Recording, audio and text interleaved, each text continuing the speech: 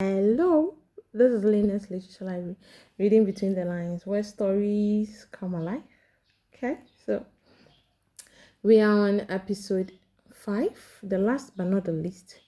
We are looking at the critical review. We are doing a critical review of the strengths and weaknesses of prison graduates. Here we go. So, hello and welcome back to the channel. We've come a long way in our journey, through Prison Graduates by Mawugbe. We have explored the story, discussed its themes, examined its characters, and reflected on its relevance to society. Today, we are putting on the hat of a literary critic. Okay, so we are going to be kind of I don't want to say bullies, but we just for a work to be appreciated, it should open itself up for criticism. So instead of asking what is this play about, we are asking a different question. How well does the play achieve what it says to do? Achieve, what it sets out to do. How well is Prison Graduates, this or Efo Kojuma's book, how well or how does this play achieve its aim? Has it? So a good literary critic is fair. We celebrate what the writer does, but we also point out areas where readers may have, different opinions. Let's begin with the strengths. Okay. Good before bad or bad before good. I think let's start with the strengths. So one powerful strength of this book is powerful social commentary. The greatest strength of Prison Graduates of this book is fearless criticism of society. Now, rather than entertaining us with a simple story, Efo Mawugbe invites us to confront uncomfortable realities. Corruption, injustice, abuse of power, unemployment, and moral decay are presented not as isolated problems, but as interconnected issues affecting the entire nation and the world at large. So this gives the play a depth that extends beyond its immediate setting. Even years after it has been written or it was written, readers continue to recognize many of the same problems in modern society or contemporary society. So that timeless relevance is one of the hallmarks of great literature. When a book is written and it doesn't only deal with the time, the present time it was written, but then it unfolds to generations and is relevant for generations, then that writer becomes a masterpiece. So strength 2 is also brilliant use of satire. Another remarkable achievement I love about the book is the playwright's use of satire. Many writers criticize society through anger or direct condemnation. So you get poems that speak directly to maybe colonialism, maybe poverty, maybe corruption, and all that. But Efo Mawugbe chooses a different path. He makes us laugh first. Even the names of the characters are funny. Gomedo, Basa Basa. But then they had names, okay? So they had names. Let me see. Character like Abunchu. His name, when they were asked to pick a name, he picked Aite Hiwale. Aite is more of a Ga name. Hiwale. When I want to translate that literally, it means like a healer, good health, kind of health related. We have Chaka. That name is funny, but then you find out that his name is what? Nana Akwesi. Nana. If you say Nana, in our local terms, Nana is chief. Okay, and then we have Basa Basa, who is known as Shika. We have Gomedo, whose name is Yauvi. So Yauvi Nunya. Yauvi is more of Ere descent. So the Nunya also literally means wisdom or knowledge or knowledgeable or something like that. So Yauvi Nunya is the real name of Gomedo, or the name that this character speaks later on. So he makes us laugh. Okay, the names is even funny. But then, after the laughter fades, we begin to recognize the painful truth hidden beneath the humor. So, this technique is extremely effective because readers are more willing to reflect when they are entertained. So, strength number three, I'll pick rich symbolism. The title itself, Prison Graduate, is one of the play's greatest literary achievements. So it immediately challenges conventional thinking. Prison symbolizes failure. But combining these two ideas, the prison symbolizing failure and then graduation symbolizing success, he combines these two words and then creates curiosity before even the story begins. So throughout the play, the prison functions not only as a physical location but also a symbol of a society trapped by corruption, fear, inequality, and failed leadership. So this layered symbolism rewards careful readers. So if you're careful enough to read with a literature lens, or not just reading, okay, even without the literature lens, you should be able to get that the prison and then the graduate infused together is going to take us on a long, interesting journey. So, strength number four, I'm going to pick realistic characters. Realistic characters. So, like I said, if you see the names, you realize that we have the Ga descent, the tribes of Ghana. You find Yauvi or Gomedo, who is of Ewe descent. You find Abuntu, you find Basa Basa represents a foreigner, like a Nigerian in our midst, because most of his dialogues or words or weddings were of Nigerian descent.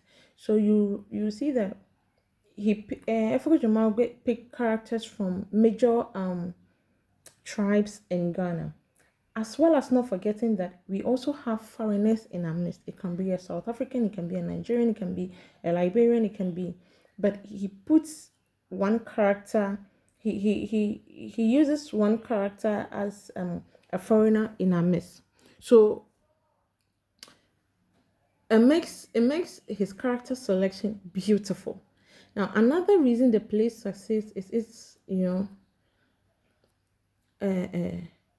the way it represents the characters. No one is completely innocent. No one is completely evil. None of the characters. So they all have their strengths and their weaknesses. Like, normal human relations or interactions. Even in our families, you're going to get those that are, you won't get 100%, a family member that is 100%.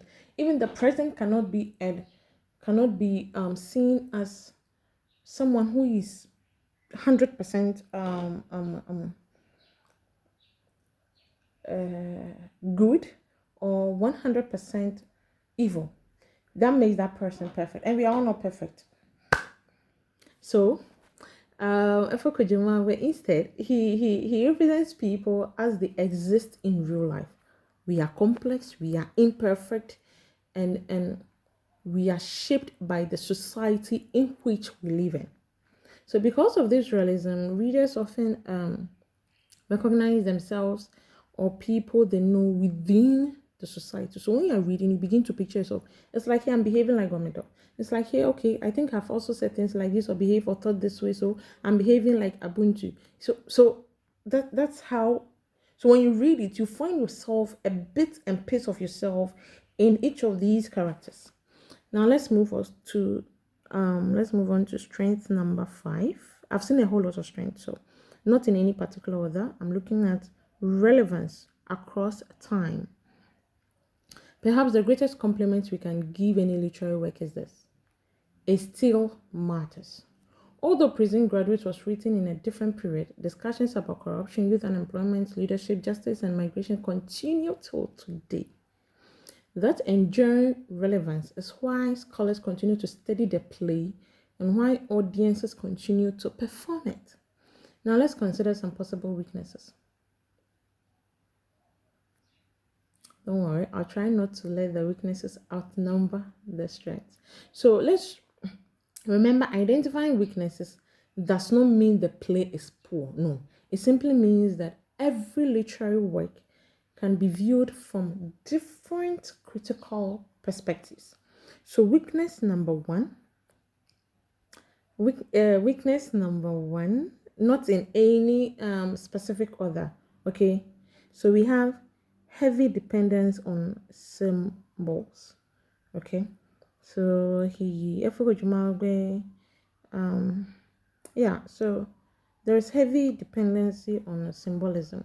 Okay, so for some readers, the play symbolism can be challenging. For someone to read and predict, or had to come and do literary analysis, or had to think, okay, is it referring to this or that? Okay, no. So what's the underlying meaning in there? There was so much dependence on symbolism. So it's going to be hard for others to interpret or get the real meaning into these ideas or abstract ideas. So many ideas, are expressed indirectly rather than explicitly. So readers who expect a straightforward story may struggle to grasp the deeper meanings without guidance.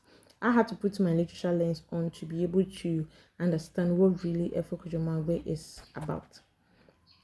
Okay, so now, especially when you're a first time reader of African literature, and then the first book you come across is this, there is going to be a little bit of confusion, especially if you've not lived in this part of our world. But then if you've also lived in a part of the world where you also get to see these things, I think, well, you'd be able to assess and know that, okay, this is what it means. So my weakness number 2 basically will be limited psychological development. So limited psychological development. Although the characters effectively represent social groups and ideas, some readers may wish for deeper exploration of their inner emotional lives. Now, the play focuses more on social criticism than on detailed psychological development. So, as a result, some characters function more as symbols than as fully developed individuals. So, on the weakness number 2, I say limited psychological development. You realize that although the characters effectively represent social groups and ideas, some readers may wish for deeper exploration of their inner emotional lives. So the play focuses more on social criticism than on detailed psychological development. So as a result, some characters function more as symbols than as fully developed individuals. So this just that so instead of maturing or growing, you find out that characters do not mature or grow, but then every stage or every scene makes them adjust to whatever society or situation they find themselves. Okay, so let's go to weakness. Quickly go to weakness number 3.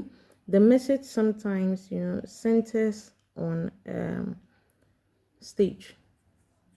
Like, so practically most of the drama, we are not going to the home or the, so it's basically everything is basically on the stage. It can happen just within, it's a day thing. So all the scenes and all the message are practically centered on the stage. So there are moments when the social message becomes so prominent that it overshadows the dramatic tension. So some critics argue that the play occasionally prioritizes ideas, over action. Well, I don't know if I agree with that, but yes, that's what some critics are saying. So yes, so we take it as that. So even though others disagree, like I do, believing this is exactly what satire is meant to do. Ultimately, this depends on the reader's expectations. What you are expecting, what do you want to see? Because at a point, hospital was mentioned, but then the same stage or the same platform had to be used as a hospital. Well, that's what stage plays are all about, though. But it's like most of Efo Kojomao's insights or ideas or criticisms or comments about society or some aspects of society. We just have to spell it out as ideas instead of really, putting in more effort to act it out. So, or for us to see the result. Okay, so weakness number 4, I think we'll center on an open ending. So, without revealing too much for new readers, the ending leaves important questions unresolved because the characters move back to the prison. So, at the end of, we started from them being free from prison, and it ends with the prisoners going back willingly to prison. So what is he trying to tell us? That we were enslaved. We were enslaved. We were imprisoned by our own selfish desires, etc., or one or two flaws of ours. But then at the end of the day, we go back to prison. So the beginning and end kind of conflicts, and we are going back to our own greed and society, and so it means that we go back to hang ourselves by the same rope that we were freed with. So unless someone that has this literature lens would understand more deeper. Okay, so in general, most audience like myself appreciate this beautiful masterpiece, and because it encourages reflection. You ask yourself so many questions, and then, well, that's what it is. So you ask yourself questions as usual, and you put answers in the comment section for me. Does a literary work need to provide solutions? Does this book need to give us solutions to our problems? Because it confuses me. Sometimes I get to see, okay, he's highlighting the fraudulent acts going on at embassies, these foreign embassies. So what is he saying? He doesn't tell us, do not go there, do not travel, stay in your country. No. Mawugbe doesn't tell us. So he doesn't give us, any solution. So I'm asking, does a literary work need to give us solutions? Next, is it the greatest responsibility simply to expose problems and encourage society to think? Just expose them, because this book from beginning to end it's exposing the realities, exposing problems, exposing the duties of the ordinary person and then the leaders. So without really writing solutions for us to follow. So is it the responsibility of the writer to give us solutions? Now, Mawugbe seems to believe the second approach. He does not hand us easy answers. Instead, he hands us what? He gives us a mirror. So whether we like what we see is another matter entirely. He's not looking at whether we like what we see or what we read in him. And perhaps that is why Prison Graduate continues to provoke discussion years after it has been written. Now, my final rating, if I evaluating Prison Graduate as a literary work, I would give it a 9.5 out of 10. Not because it is perfect, no literary work is, but because it succeeds remarkably well in combining entertainment, humor, symbolism, social criticism into a play that remains relevant across the globe and is going to speak for generations. So it is a work that deserves to be read not only by literary students or literature students, but by anyone interested in understanding society and human behavior.